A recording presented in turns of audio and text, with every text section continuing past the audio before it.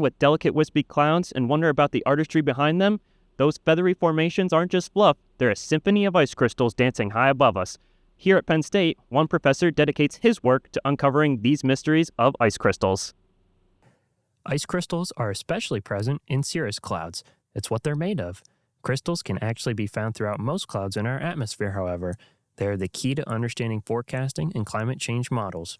The aviation industry relies on what we know about ice crystals to better adapt against freezing and the potential dangers aircraft can have when interacting with ice crystals. The point is, ice crystals in their formation have many impacts that can affect the public.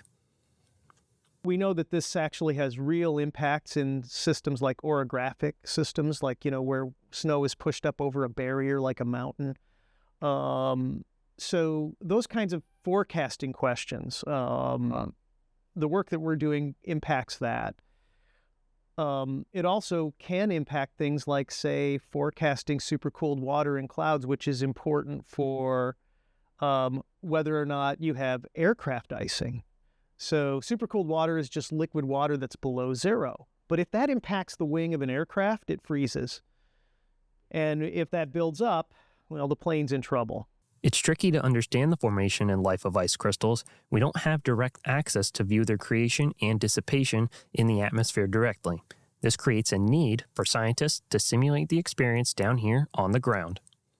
So the way we do it in the laboratory is we've got two ways we do it. One way is we launch a little tiny particle, which is a seed of an ice crystal, into a chamber.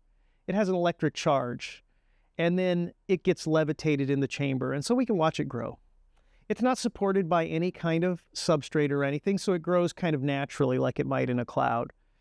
And then another way we grow crystals is we actually grow them off of a tip of a very, very fine capillary. And so they grow inside a chamber, and we can measure the growth rates of the crystals. That's what we do. Ice crystals play a vital role in day-to-day weather, impacting precipitation amounts and locations. They are also crucial in understanding how clouds affect our climate.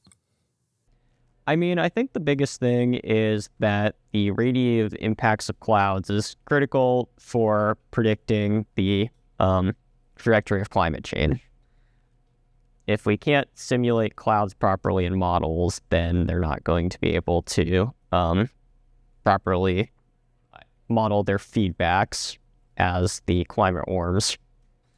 There's various ways. We can start with climate change, So we know that climate models tend to be sensitive to the way ice is treated. There have been studies that show that if you have the crystal fall speeds wrong from cirrus, then the lifetimes of cirrus clouds tend to be too short, or maybe too long.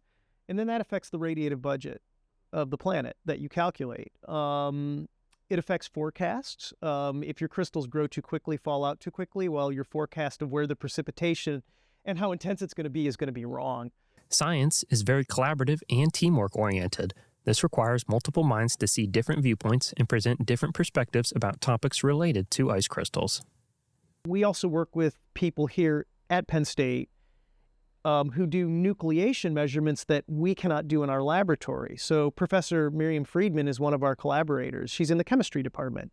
And she does very, very nice, fine studies of the nucleation of ice on various different kinds of little tiny aerosol particles, little bits of stuff in the atmosphere that's not ice.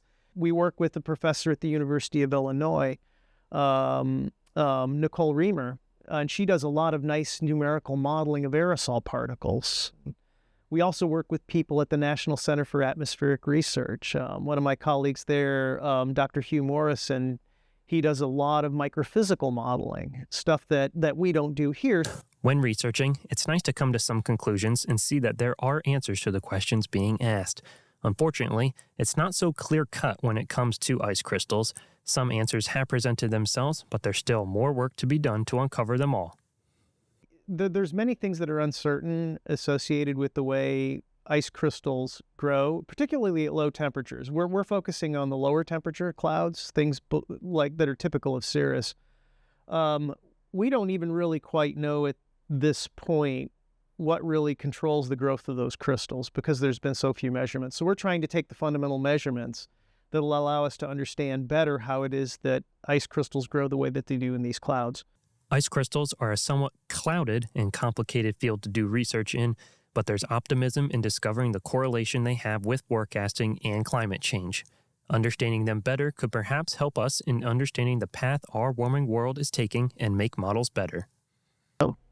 I think the main point here is we're kind of trying to revolutionize the science of ice crystal growth, and hopefully with this data that we're getting in the lab and potentially future field campaigns can really just dramatically step forward how we can model ice crystals within clouds. Yeah, they go a long way to accurate weather and climate prediction.